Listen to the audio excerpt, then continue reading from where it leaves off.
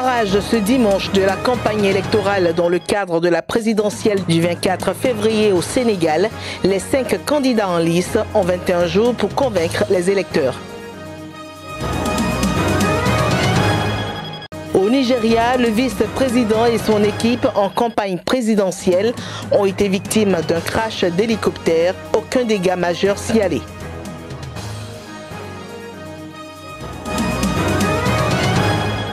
Pour parler de Khartoum pour la sortie de crise en Centrafrique, un accord de paix entre gouvernement et groupes armés en est sorti samedi.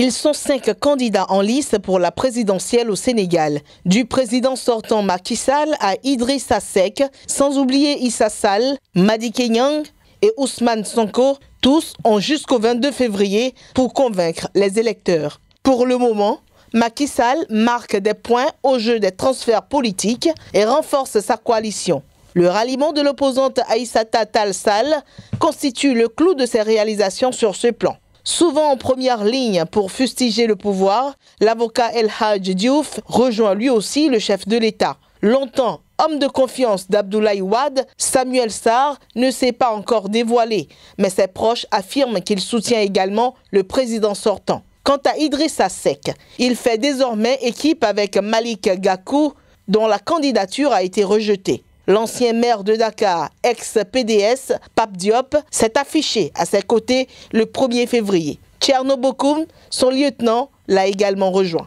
Et la liste n'est pas bouclée. Troisième figure de ce scrutin, Ousmane Sonko. L'étoile montante de l'élection a pour le moment peu de poids lourds politiques qui l'approchent. Madické Niang s'est présenté contre l'avis du Parti démocratique sénégalais.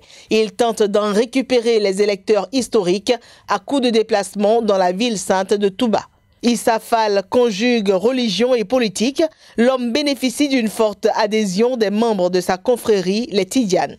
Les regards sont tournés vers Khalifa Sall et Karim Wade, tous deux exclus de cette présidentielle. À qui apporteront-ils leur soutien ? Les 5 candidats, en tout cas, ont 21 jours de campagne pour convaincre avant le premier tour prévu le 24 février.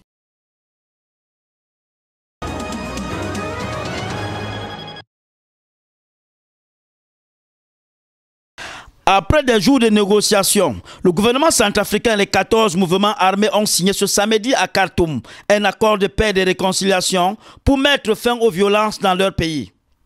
L'exigence d'une amnistie générale et celle d'un gouvernement de sortie de crise a été réglée par les deux parties.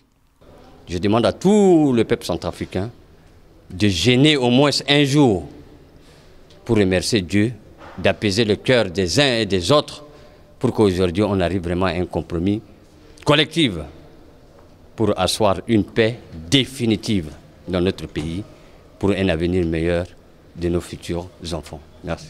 Merci pour la paix retrouvée aujourd'hui ici à Khartoum. Donc le peuple centrafricain peut aujourd'hui commencer à chanter, à remercier le bon Dieu. Grâce à Dieu, nous nous sommes entendus sur l'ensemble des questions qu'ils avaient posées au président de la République, chef de l'État. À l'instant où je vous parle, le projet d'accord de paix et de réconciliation nationale est prêt. La médiation de l'Union africaine, l'Organisation des Nations Unies et la Russie ont présenté au parti un projet d'accord qui va permettre un retour à la normale pour ce pays d'Afrique centrale de 4,5 millions d'habitants.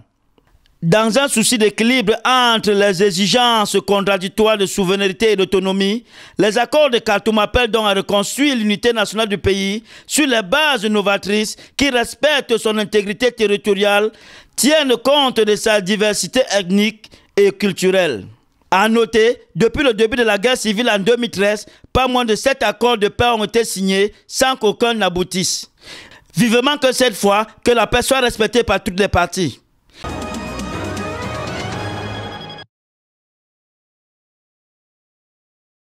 C'est devant une foule immense, plus de 20 000 personnes selon les organisateurs, réunies samedi à la place Sainte-Thérèse, dans le quartier populaire de Ndjili à Kinshasa, que le candidat de l'opposition à la dernière présidentielle, Martin Fayulu, a appelé ses troupes à la résistance pacifique. À l'issue de ce rassemblement, Martin Fayulu, interrogé sur une possible réconciliation avec le nouveau président, a déclaré à la presse qu'il n'a pas de problème avec Félix Tshisekedi, mais plutôt avec ceux qui l'ont nommé et qui veulent aller contre la volonté du peuple.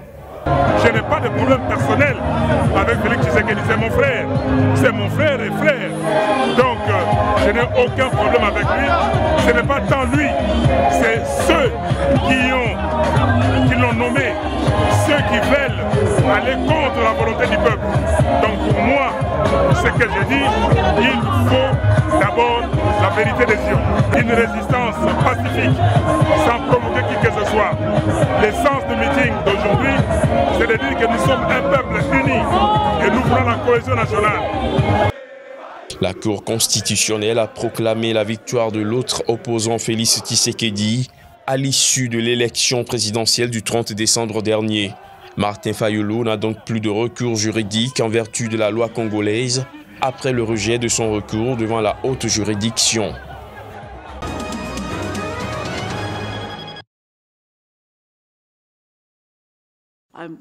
Je suis optimiste, même s'il faut clairement poursuivre ce travail. Nous devons veiller à ce que, là où nous avons progressé, nous nous appuyons sur ces progrès et que nous ne revenions pas en arrière. Et il faut être très conscient du fait que nous devons investir pour améliorer la préparation à la fois dans les zones les plus exposées au risque de la RDC et surtout dans les pays voisins à risque. Jusqu'à présent, nous avons 743 cas, dont 689 sont confirmés et 54 probables. Cela inclut 461 décès et jusqu'à présent, 258 personnes ont été guéries. Le défi à présent à Butembo et à Katwa est de contenir la maladie et de supprimer la transmission avant que le virus ne puisse se déplacer ailleurs. Et vous savez tous que les mouvements de population et la mobilité sont une caractéristique de la vie dans cette partie du Congo. Et nous travaillons donc contre la montre pour pouvoir contenir le virus à Butembo et à Katwa.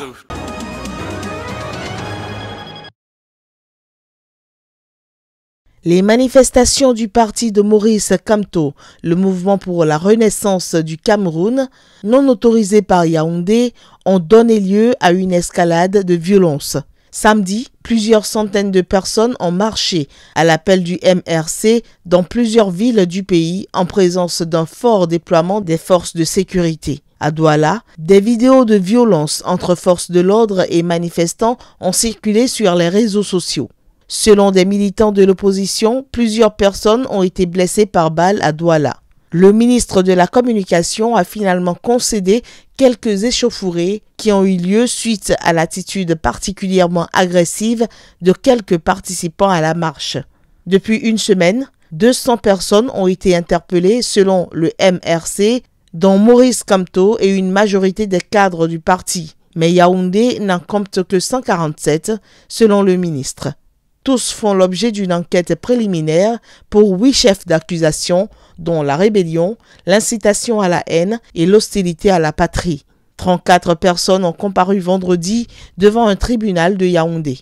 Il leur est reproché d'avoir participé à une manifestation non autorisée, d'avoir empêché les forces de maintien de l'ordre de disperser les manifestants et de ne pas s'être retirés à la première sommation de ces forces, selon l'acte d'accusation lu lors du procès. Tous ont plaidé coupables. Leur procès a été renvoyé au 15 mars sans que le fond n'ait été abordé.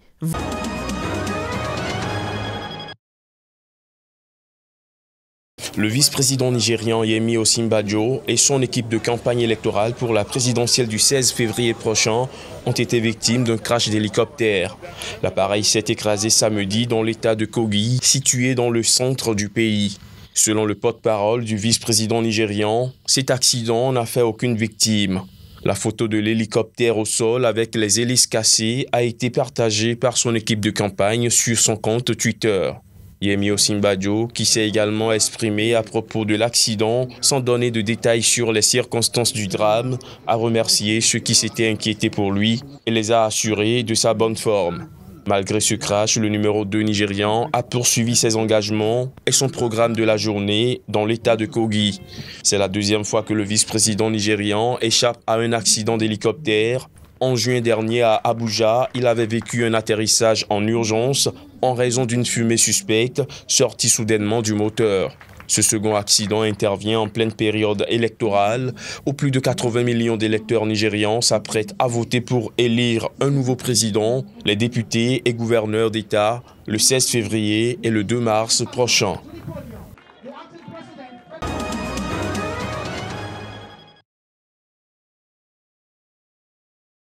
Des responsables examinent des morceaux d'ivoire et des écailles de pangolin à la suite d'une importante saisie à Kampala, en Ouganda. Des agents de l'autorité fiscale ougandaise ont repéré 3 conteneurs suspects lors de leur entrée dans le pays depuis le Soudan du Sud et les ont suivis jusqu'à un entrepôt dans la capitale Kampala où ils ont saisi leur contenu et arrêté 2 Vietnamiens qui seront poursuivis notamment pour non-déclaration de marchandises illégales. Les autorités ougandaises pensent que les 3 conteneurs avaient commencé leur voyage en République démocratique du Congo. La valeur totale de la marchandise n'a pas encore été établie, mais l'autorité fiscale ougandaise a estimé qu'au moins 325 éléphants auraient été tués pour acquérir l'ivoire. Le commerce illégal d'ivoire est la 3e forme de trafic le plus rentable après les stupéfiants et les armes.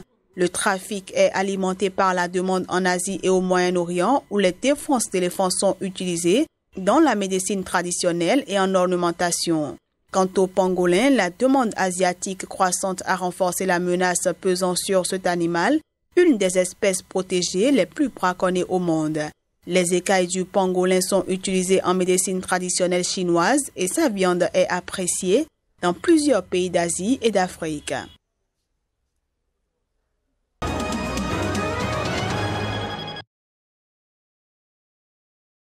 La nouvelle procureure sud-africaine a déploré lors d'une conférence de presse le fait que le peuple a perdu confiance en la justice alors que cette dernière est supposée le servir. Revenue aux affaires dans un état de droit en pleine crise, Chamila Batoyi s'engage à changer la donne. Elle a martelé que les jours des auteurs de crimes et responsables de la corruption qui agissent en toute impunité sont comptés. Ancienne procureure générale de la province du KwaZulu-Natal, Chamila Batoyi était détachée depuis 2009 au parquet de la Cour pénale internationale à La Haye. Elle a été nommée en décembre dernier par le président Cyril Ramaphosa. Son arrivée intervient en plein déballage des affaires qui ont éclaboussé l'ancien président Jacob Zuma. Depuis 2 semaines, les anciens dirigeants de l'entreprise Bosasa défilent à la barre d'une commission d'enquête pour révéler comment ils ont acheté à grand renfort de valises de billets les faveurs du président Zuma, de certains de ses ministres, de magistrats et de policiers. La procureure a dit avoir obtenu l'assurance du président qu'il n'y aurait pas d'interférence politique dans le travail du parquet.